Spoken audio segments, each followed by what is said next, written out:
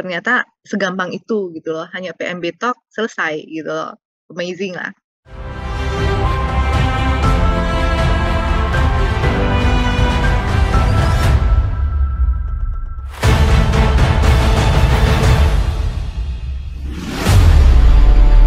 Mohon sabar. Di sini ada satu orang lagi yang ingin bertestimoni. Tapi ini menarik, sekali lagi sangat menarik karena kenapa? Bu Christina ini tadi saya sampaikan sudah, yaitu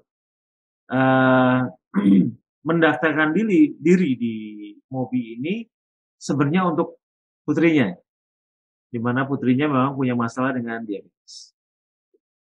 Nah, karena usianya masih muda sekali, masih belia, putrinya harus ditemani dengan pola makannya. Nah, secara otomatis insting orang tuanya akan muncul. Insting keibuannya akan muncul. Harus menemani. Dan itu juga otomatis membentuk perilaku dan cara berpikirnya.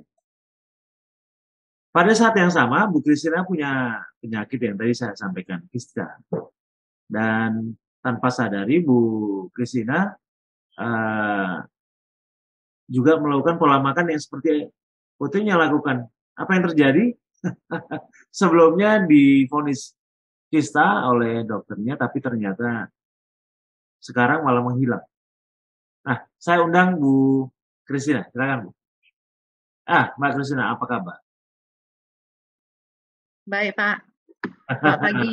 Selamat pagi semuanya. Ini kerja ya? Enggak. Standby Pak, standby. Iya, Mbak Christina mau sampaikan ini melalui apa? Ada PowerPoint atau? Nggak ada sih, udah dikasih ke teman-teman foto yang hasil check up saya. Oh ya, oke baik.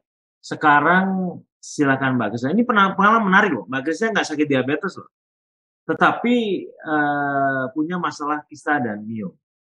Iya. Ini menarik banget karena kenapa? Kita punya grup anti kanker dan tumor. Ini akan saya sampaikan kepada mereka bahwa ini luar biasanya PMB, karena biasanya penderita kanker dan tumor sudah terindoktrinasi bahwa makan daging itu dihindari, makan protein dihindari, dan dia akan campurkan dengan sedikit makan karbohidrat. Nah, setelah melihat, ini kan tidak disangka-sangka, tapi supaya lebih surprise-nya lebih memberikan getaran buat orang-orang yang mendengarnya, silakan Mbak, bisa sih yang cerita. Silakan Mbak. Ngomongin jangan belepotan ya. Iya. Silakan Mbak. Selamat pagi. Kebetulan karena saya menemani anak saya untuk pelatihan diabetes dan saya merasa komunitas ini sangat baik. Luar biasa lah ya. Jadi waktu itu kebetulan Nanti dulu. Diperkenalkan diri dulu supaya mereka tahu siapa sih Mbak Christina. Langsung kepengen cus gitu loh Pak. Jangan. Yang lain harus yang tahu. Oke, saya Christina, domisili di Pontianak. Jadi saya pertama kali join komunitas ini juga dapat forward dari teman-teman tentang komunitas diabetes MOBI lah ya. Jadi saya join karena anak saya DM1. Karena anak saya masih sangat muda, usia waktu itu 5 tahun, jadi saya dampingin. Saya yang ikut pelatihan. Nah, waktu itu saya merasa komunitas ini sangat baik. Jadi pas MOBI cari volunteer, saya juga menawarkan diri untuk ikut di dalam. Nah, mungkin ada peserta, nggak tahu nih, ada peserta saya nggak nih? Jadi, kalau misalnya saya ada ketemu peserta yang menceritakan kondisi miom dan kista mereka, itu saya biasanya ada ceritakan testimoni saya. Cuman memang saya nggak pernah testimoni di YouTube seperti saat ini. Nggak pede. Jadi, kemarin Pak Eko teman-teman minta untuk testimoni, ya udah oke lah, ikutlah. Jadi saya itu di 2014 pernah mengidap kista miom, cukup banyak sehingga waktu itu saya karena sakitnya itu saya untuk buang air kecil itu sangat sakit, sangat super sakit. Jalan aja sakit. Jadi saya itu saking karena susah buang air kecil itu, saya bisa sehari itu minum 1 galon. Serius 1 galon air saya habisin. Nah, waktu itu karena udah saking nggak tahan, akhirnya ke Penang berobat. Nah, dokter Penangnya itu menganjurkan untuk dibuang. Jadi operasi. Itu ada hasil operasinya, bisa di-show. Sebentar. Ini nampaknya Mbak Mary salah mengirimkan data, jadi sebentar saya akan kirim lagi ke datanya. Nah, ini tolong dijelaskan gambar-gambar ini, Mbak, karena saya nggak Ya, yang lab aja dulu. yang lab ya, baik. Yang hasil dari rumah sakit Gleneagles Penang. Jadi ini kelihatan nggak ya? Kelihatan sekali. Oke, ini adalah diagnosa keterangan dokter. Ini karena saya klaim asuransi. Jadi ada abdominal pain, ada kesakitan di bagian abdominal, terus saya melakukan surgery, saya melakukan operasi. Jadi saya ada myom dan ovarium. Ovarium apa ini? Intinya kista dan myom lah ya. Iya. Ini dia. Ada myom apa? Ovarium cis ini kista. Jadi ini dokter saya, Yochi Lim. Ini di mana ini, Pak? Di Rumah Sakit Gleneagles Penang. Di Penang? Ya, ini Gleneagles Penang. Iya. Oke. Terus, nah ini saya melakukan surgery untuk myom dan kista cis. Oh, ini operasi kembali? Ini 2014, Pak. Di bulan 5 saya operasinya. Tanggal 23. 2014 berarti sudah 10 tahun, 9 tahun yang lalu? Iya. Nah, itu saya operasi, terus ini dari Penangnya bahwa di sebelah kiri ovarian saya itu ada kista, ini right itu kanan. Ada kista, di sebelah kiri juga ada kista. Ini ada 15 mili, 5 sampai 15 mili, ini 25 sampai 40 mili, ini myom. Myom saya itu ada 5 cm. Iya. Karena sakitnya itu akhirnya saya buang. Nah, terus ini kemudian karena sudah dibuang, akhirnya di 2017 saya pas cek ulang, ini muncul lagi. Jadi 3 tahun kemudian muncul lagi. 2017? Ya, 2017 muncul lagi. Ya. Jadi saya biasanya rutinnya ke dokter Juntu karena teman, jadi lebih nyaman cari ke teman. Cuman karena saya biasanya dikasih obat hormon, katanya hormon itu supaya tidak membesarkan myom dan kistanya, jadi di-maintain, tapi tidak berarti itu bisa hilang. Nah, ini saya ada cek di Anugerah Bunda. Pontianak ya? Pontianak, ya.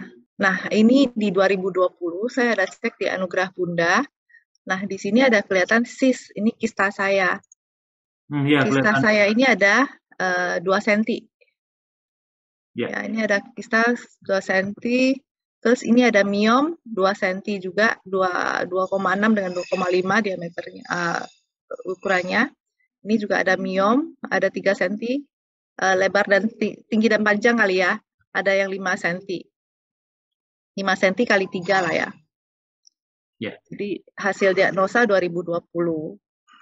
Nah, kemudian saya tetap monitor ke dokter Juntu, dokter teman. Dia tetap setiap kali kontrol hanya memberikan obat hormon, gitu kan?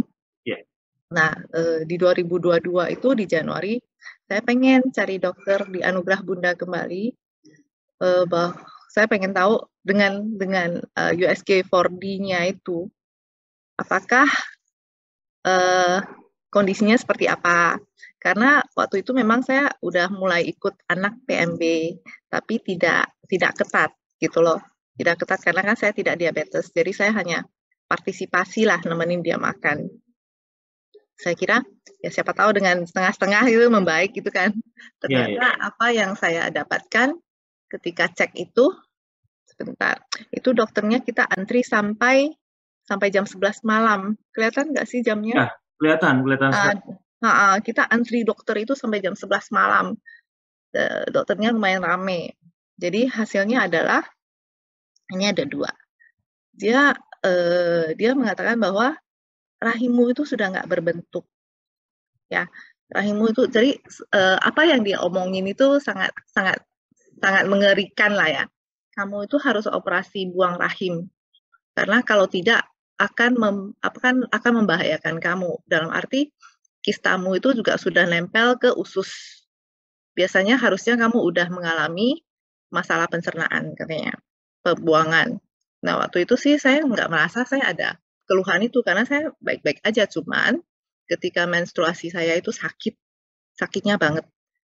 Nah, terus ya itu dibolak-balik, dia mengatakan bahwa ini harusnya hasil yang saya berikan kamu harus kan berikan ke dokter kamu yang di Penang. Bahwa kalian itu suka cari dokter luar negeri, tapi toh hasilnya begini, katanya gitu kan. Intinya kamu tetap harus operasi dan kamu harus cari dokter yang kompeten, ya kan. Tidak bisa sembarangan cari dokter, apalagi ini proses buang rahim. Nah, saya bilang berarti kalau misalnya sama dokter bisa, ya bisa katanya. Cuman kamu harus putuskan dulu mau apa enggak. Saya sih nggak kepengen ya, karena saya pernah rasakan operasi dan saya rasa sakit. Jadi waktu itu pulang, suami bilang, ya udah nggak apa-apa, buang aja, katanya, daripada kamu kesakitan terus. Tapi waktu itu saya langsung curhat nih ke grup nih. Nah, teman-teman, ada si Mary yang menanggapin terus, langsung telepon. Pak Eko juga bilang PMB ketat lah, gitu kan. Saya tekatin PMB ketat. Nah, karena saya nggak pinter masak, biasanya kalau kita masak PMB itu biasa hanya untuk anak. Jadi saya itu hanya makan telur. Sehari itu telur saya bisa 12 biji. Rebus doang. Jadi makan telur tiap hari. Terus pas di Maret kan saya mau bawa anak saya ke Medan. Ya, ke Medan. Di sana itu ada satu dokter yang lumayan senior bernama. Saya ke sana. Nah, saya nggak ceritain apa yang saya cek di yang terakhir yang Januari itu. Jadi jedanya itu dari Januari saya mulai PMB, Januari tanggal 28 ya kalau nggak salah saya cek di sana. Terus Maretnya saya pulang ke Medan, saya cek. Berarti 1 bulan lebih lah ya. Nah, habis itu saya nggak cerita apapun hasil diagnosa yang terakhir. Saya hanya bilang saya mau cek operasi saya dulu pernah operasi buang miom dan kista di Penang. Jadi saya mau cross check aja ulang kondisinya seperti apa, saya bilang gitu. Jadi dicek lah ya. Terus dia tiba-tiba bilang, kistamu nggak ada katanya. Terus miomu ada, miomu dikit lah katanya gitu kan, kecil katanya gitu. Terus saya bilang, itu masih bercanda-bercanda sama dokternya, ini kayak mana sih hitam putih, ini gambarnya saya nggak ngerti, kok kalian bisa ngerti ya, bercanda sama susternya. Terus ketika saya bilang, dok, serius lah, masa saya nggak ada kista sih dok, gue bilang, karena setahu saya itu tumbuh lagi, gitu. Nggak ada. Terus dia cek lagi kan, sama, jadi kondisinya ketika di Pontianak itu USG-nya 4D, di dokter yang di Medan juga 4D gitu loh. Karena itu 4D kan harusnya lihatnya lebih teliti ya. Terus dokternya bilang, nggak ada, kistamu nggak ada kok, bersih. Nggak ada, masa saya bilang ada? Kan nggak boleh, katanya gitu kan. Nah, kalau miomku, dok, miommu, dia cek ulang gitu kan, miommu ada 3, tapi kecil, 3 cm katanya. Ada yang 2 katanya. Nggak masalah sih. Jadi perlu operasi buang nggak dok? Nggak perlu. Ini masih kecil kok. Selama kamu tidak merasa bermasalah, ya nggak apa-apa itu. Itu kan tumor jinak katanya gitu. Jadi waktu itu saya bilang, dok, saya udah divonis harus buang loh, dok. Harus buang loh, dok. Saya dibilang bahwa kista saya itu sudah sampai ke usus, udah nempel ke usus, akan pengaruh ke kesehatan saya. gitu kan. Enggak sampai sedemikian. Tapi ya sekarang yang saya lihat ini adalah seperti itu, kistamu enggak ada. Nah, waktu itu seneng banget rasanya. Jadi masa wah gila ini amazing nih. PMB aja loh. Saya bisa hilang kistaku gitu kan.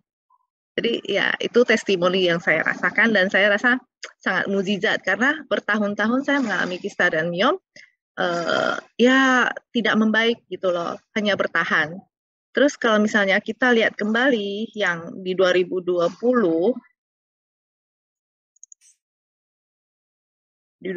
nah ini kan tertulis saya 3 cm kali 5 ya. Oh, Sedangkan yang dilihat dokter di Medan itu udah jadi 3 cm gitu loh. Berarti itu kan sangat-sangat membaik ya dibandingkan apa yang saya alami sebelumnya. Bertahun-tahun 2017 muncul lagi, tumbuh sampai beberapa kan munculnya pasti 1-2 kan. Ini muncul beberapa, tambah kista, ukurannya bertambah, ya ini sekarang malah ukurannya jadi 3 cm. Itu yang bisa saya sampaikan sih.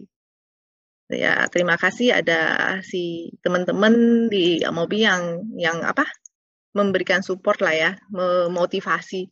Jadi saya selalu diingatkan PMB ya Cek, PMB ya Cek.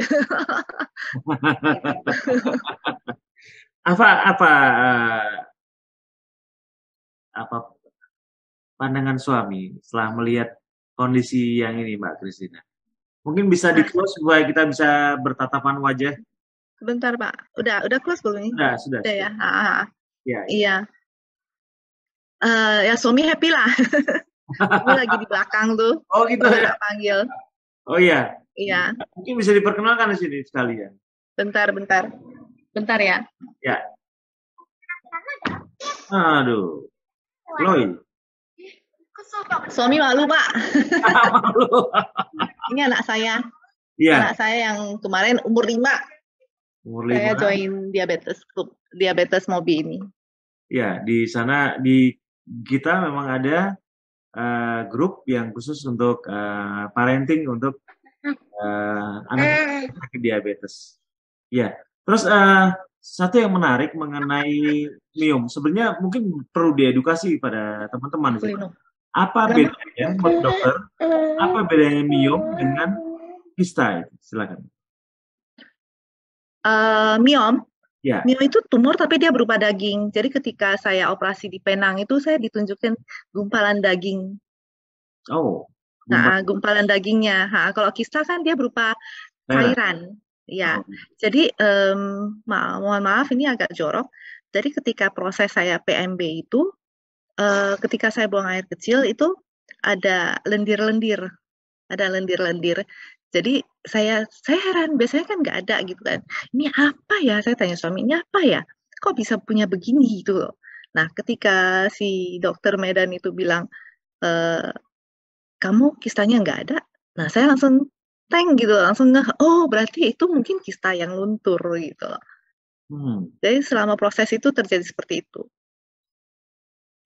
Apa perasaannya? Saya pengen tahu flashback ke belakang. Apa yang pada saat pertama kali mengetahui kita punya kista dan miom, dan bagaimana setelah mengetahui bahwa kistanya menghilang? Itu kejadian mungkin flashback berapa tahun yang lalu ya? 7 tahun, 8 tahun yang lalu ya? 2014 ya? Ya, bagaimana rasanya Mbak? Silakan. Aduh, happy banget lah Pak. Soalnya kan kita takut ya, khawatir ya, ketika awal pertama saya cerita pertama kali saya kesakitan buang air kecil itu kan sangat menyiksa ya, benar-benar sangat menyiksa, jalan kaki aja susah. Terus diagnosa dokter itu bermacam-macam. Ketemu dokter umum kita nggak ngerti itu ada itu, kita nggak ngerti itu kista dan miom, kita orang awam. Dokter yang pertama cek itu dia bilang, oh kamu hamil di luar rahim. Serem tuh. Terus dibilang lagi, terus entah ada diagnosa yang lain kan. Nah pada akhirnya saya ketemu dokter yang sama, dokter Koman. Nah dia yang bilang kamu harus operasi buang. Jadi itu diagnosa pertama kali ketika saya masih kesulitan buang air kecil. 2014. Nah, jadi saya pertama kali mengetahui. Iya, itu pertama kali mengetahui. Saya nggak tahu buang air kecilnya sakit itu kenapa saya nggak tahu. Jadi karena Chloe sudah belum ada? tidak tertahankan, belum dong. Oh Chloe iya, 2016. iya, iya. Oh, Nah, iya, iya, iya. itu. Jadi ya sangat bahagia banget lah Pak. Tidak sangka bahwa saya selama ini beli obat hormon lumayan mahal ya, satu kotak gitu. Saya beli untuk 3 bulan bisa hampir 3 juta Hmm, gitu.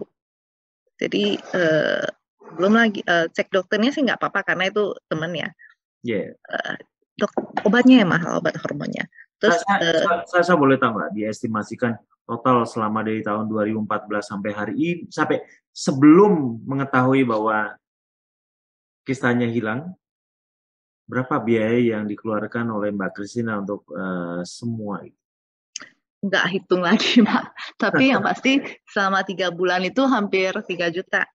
Oh, 3 bulan. Karena saya sekali beli tiga kotak untuk 3 bulan. Karena ini akan saya sampaikan di grup anti kanker dan tumor, Mm-mm. supaya memotivasi mereka. Ini kan juga tim kita juga baru ya. Tim kita Ya. masih hijau dalam pengalaman menangani orang-orang kisah dan miom. Eh, jadi saya memberanikan diri untuk buat grup supaya tim kita punya kemampuan menemani teman-teman yang miom. Nah, kenapa saya minta estimasi biaya? Karena supaya mereka punya harapan. Oh ya, aku akan kehilangan uang kalau andai kata ini dengan cara seperti ini, tapi dengan cara makan jauh lebih murah. Saya rasa saya mulai minum obat hormon itu di 2020. Oh iya. Ya, di 2020. Sampai sampai di 2022 lah ya. Ya, berapa bulan lah itu. Iya. Mas, bagaimana? Suka dukanya makan protein melulu? Silakan. Mau tak mau ya, mau tak mau sih karena daging kan biasanya anak saya juga udah mulai takut ya. Jadi Ya. dia telur kan anak saya juga mulai takut. Jadi dia lebih banyak makan daging, Ya. PMB toh. Nah, makanya saya nggak makan daging, saya makan telurnya aja. Hmm. Itu dan sangat praktis. Satu hal praktis, hal kedua murah. Apalagi dibandingkan obat saya yang hormon itu 3 jutaan. Itu ternyata segampang itu gitu loh. Hanya PMB talk selesai gitu loh. Amazing lah. Ah, apa rasanya dengan kondisi yang baru sekarang? Ini supaya menginspirasi dan memotivasi teman-teman. Iya, Rasa iya, iya, iya. Jadi boleh dibilang shot ya. Penderitaannya shot. Bukan penderitaan lah ya. Makan PMB juga murah meriah.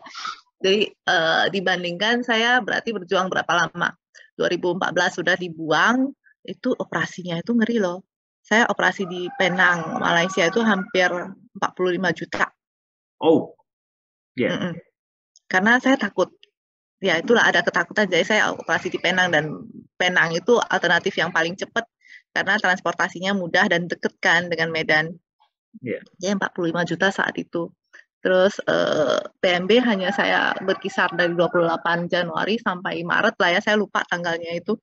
Hmm. Di Maret udah selesai, 1 bulan lebih aja. Tanpa terasa. Tanpa terasa, Pendek sekali. tanpa terasa. Iya, bayangkan kos yang dihemat sama effort effort itu nunggu Oh, iya. antri lah, nunggu antri dokter lah segala macam.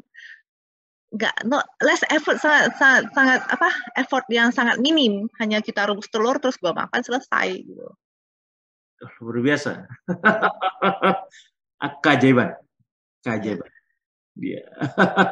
Em, apa yang ingin kira-kira Mbak Christina sampaikan dengan teman-teman yang punya miom kisah? Untuk saya sampaikan dulu untuk bapak-bapak yang diabetes ya, PMB itu jangan capek gitu loh. Karena penderitaannya mungkin bukan penderitaan lah ya, maksudnya usahanya itu nggak panjang kok dibandingkan bapak bertahun-tahun itu bertahun-tahun itu berkutat sama diabetesnya ya kan. Paling paling minimal 4 bulan ya kan PMB-nya diketatin. Nanti berasa kok hasilnya. Dan untuk bapak ibu yang tidak diabetes, nanti ada aja keluhan yang hilang.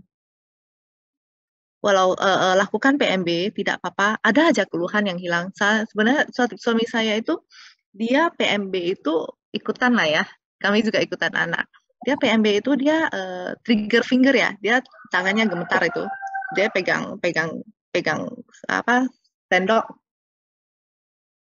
Harus mau, harus mau, harus mau sini. Nah tuh, Pak Eko panggil tuh. Saya manggil. Jadi dia itu pegang sendok, pegang pulpen itu tangannya gemetar. Kami orang tua tidak diabetes, hanya anak kami aja yang diabetes. Ya. Jadi dia pegang sendok gemetar, terus dia ada biduran.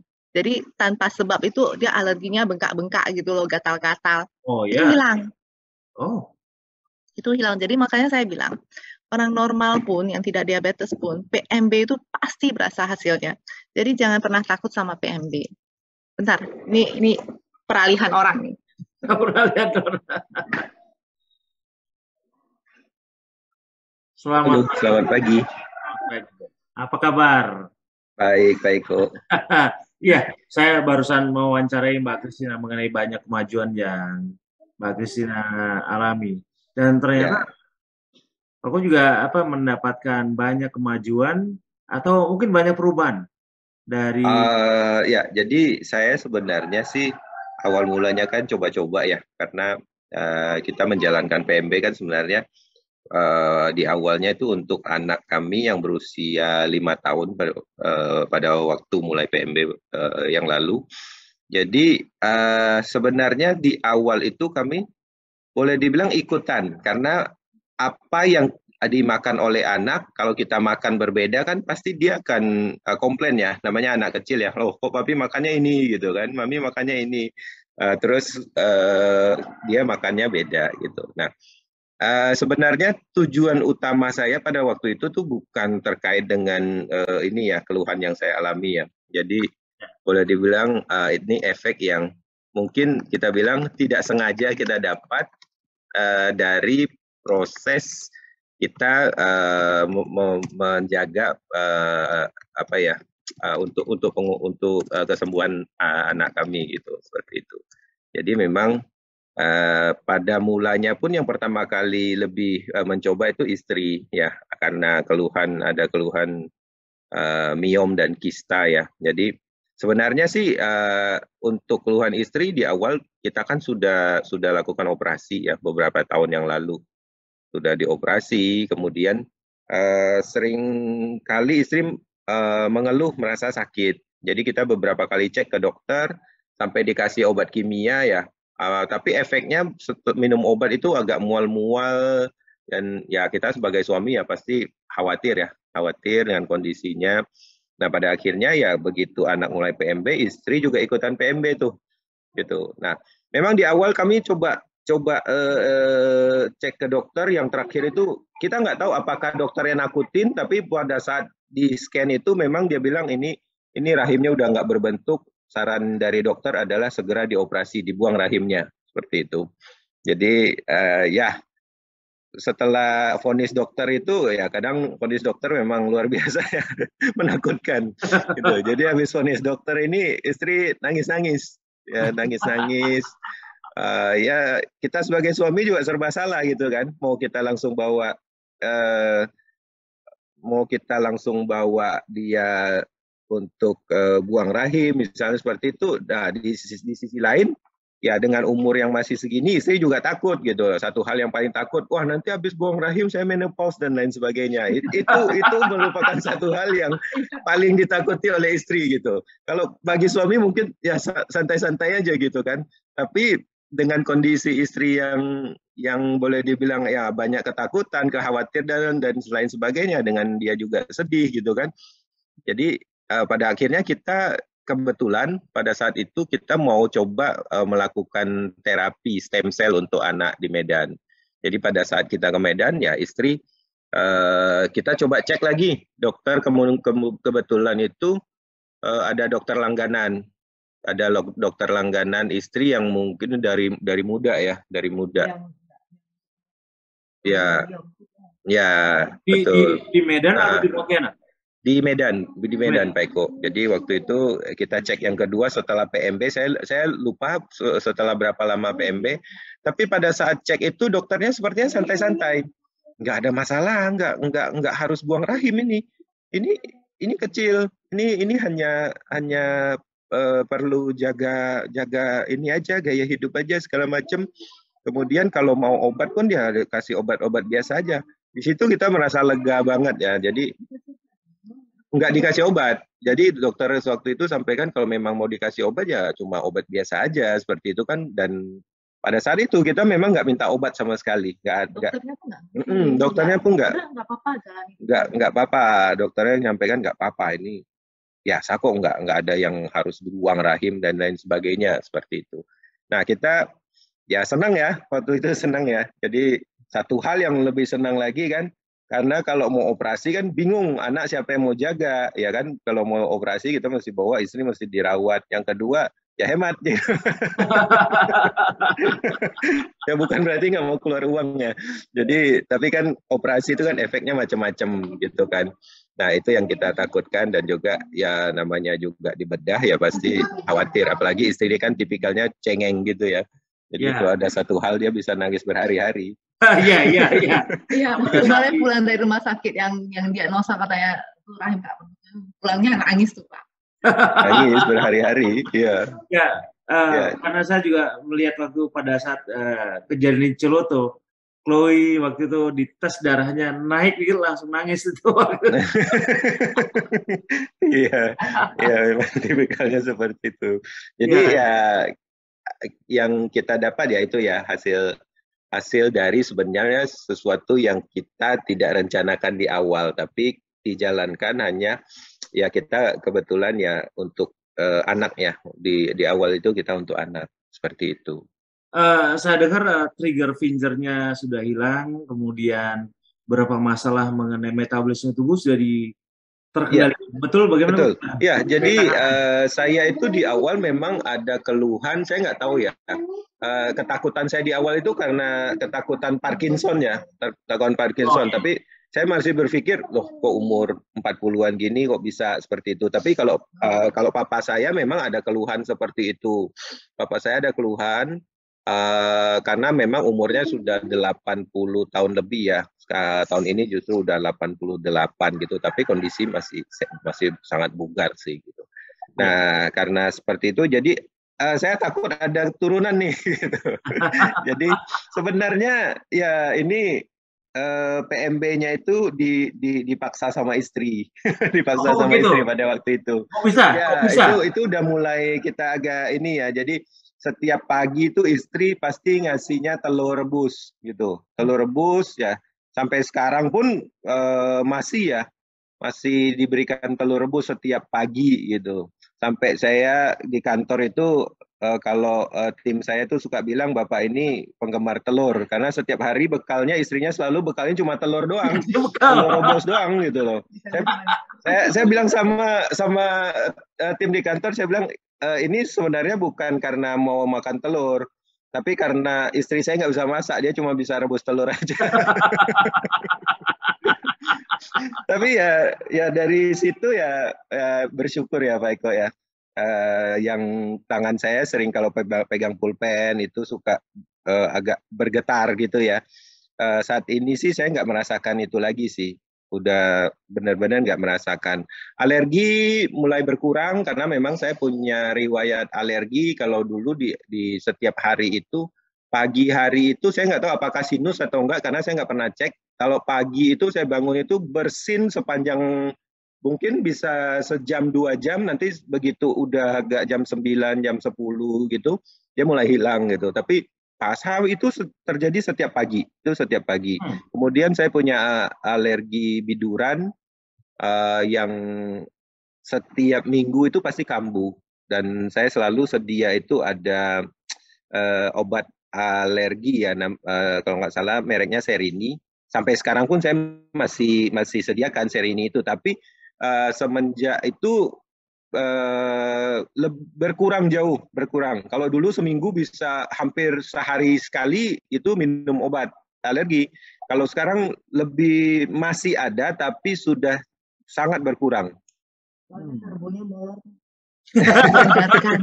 Karbonnya saya Tapi longgar. ketika dia kemarin itu PMB-nya lumayan, terasa banget. Iya, itu alerginya hilang sama sekali. Kalau sekarang mulai ada karena ternyata masih tidak begitu tahan untuk PMB. Biasanya gitu karena tidak ada keterpaksaan. Ya, biasanya kalau terpaksa baru melakukan benar-benar. Iya, biasanya kalau ada keterpaksaan itu biasanya niatnya lebih ini ya. Iya. Waktu pertama PMB kan kita nggak ngeh kan. Pertama PMB itu saya sodorin telur ke dia terus kan. Tapi kita nggak ada tujuan apa-apa, cuma pengen sehat aja.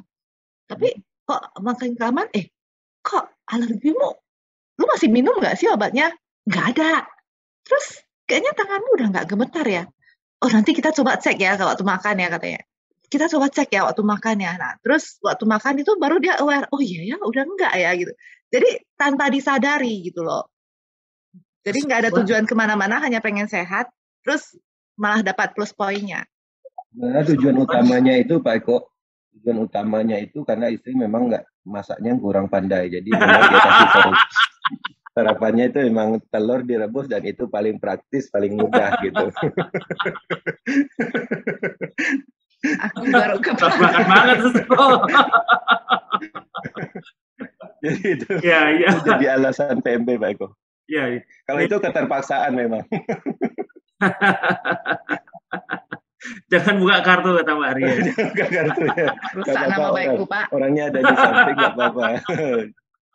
Ya, baik Bapak Ibu, ini cerita yang mengesankan sekali Bapak Ibu sekalian yang di sini dari pasangan suami istri yang berbahagia dengan satu anak dan apa ya, dengan hilangnya kista, kemudian hilangnya gejala alergi dan kemudian trigger finger itu mungkin akan memotivasi Bapak Ibu untuk juga mengikuti. Jadi sekali lagi seperti apa yang saya sampaikan, bahwa pengetahuan kita itu akan melindungi keluarga kita. Jadi bukan obat yang melindungi Bapak Ibu sekalian, tapi adalah pengetahuan kita. Pengetahuan mengenai ilmu makan yang sederhana. Jadi Bapak Ibu sudah mendapat cerita dari Mbak Christina dan suami. Dan ini tentu saja mungkin bagi ibu-ibu akan membuat banyak terbuka wawasannya. Ingat loh, ini bukan diabetes, dua-duanya tidak diabetes. Nah, apa dari Koko dan Mbak Christina apa yang ingin sampaikan kepada Bapak Ibu sekalian? Yang terakhir untuk pesan-pesan dan semangat supaya mereka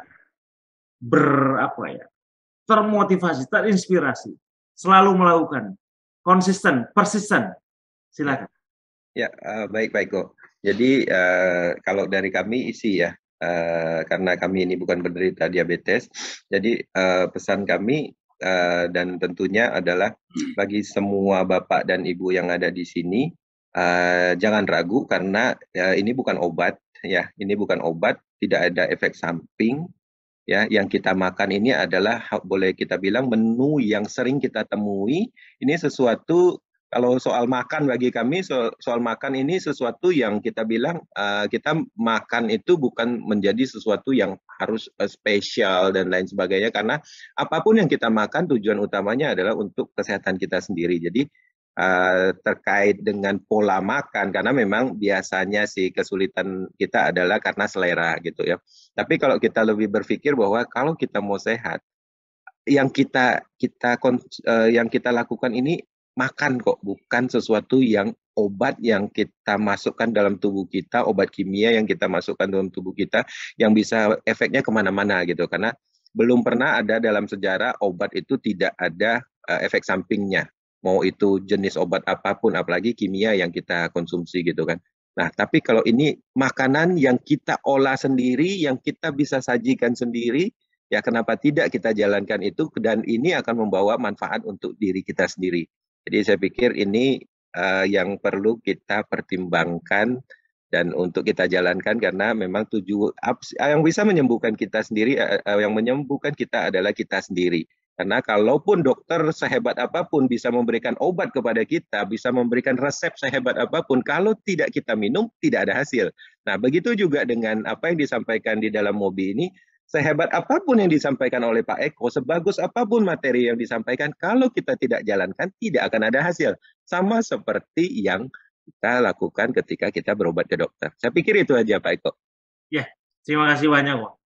Mbak Krisna, ada lagi yang juga ingin disampaikan?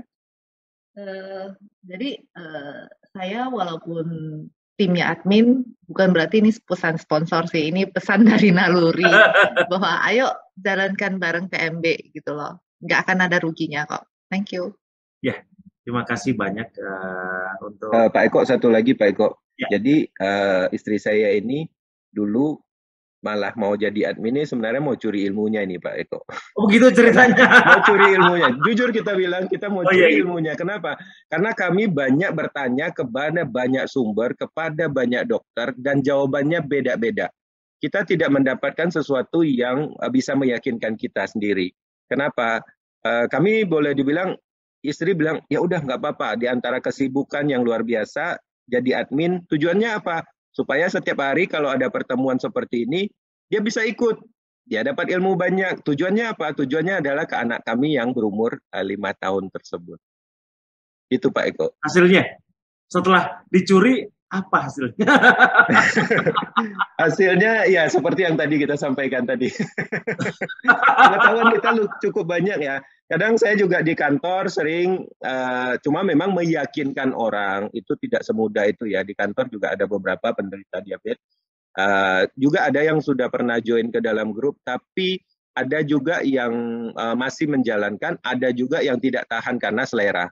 Ya balik-balik lagi, memang hal yang paling sulit di manusia itu adalah selera gitu. Kalau kita bisa nekan itu, kita bisa ngikutin apa yang disampaikan Pak Eko, saya yakin hasilnya ada. Saya sepakat. Ya, biasanya selera itu membuat hati jadi membatu. Betul. Ada orang kalau andaikan sudah terdesak, baru hatinya mencair dan baru mau melakukan. Tapi kalau belum terdesak, mereka tidak akan mau melakukan. Biasanya begitu. Betul Pak Eko. Iya. Terima kasih Mbak Kesia, terima kasih untuk terima kasih Pak Eko. Selamat pagi. Untuk Bapak Ibu sekalian yang akan sampaikan, saya unggah di YouTube dan kemudian ingin sebarkan ke penderita tumor, kanker, myom dan kista yang mudah-mudahan akan membantu mereka sehingga mereka punya pikiran terbuka dan wawasan terbuka bahwa ada selalu harapan di depan mata, ada cahaya terang yang mungkin saja mereka mau raih dan gapai. Terima kasih. Selamat pagi, selalu sehat. Ya kok, Mbak. Semua. Ya. Pagi.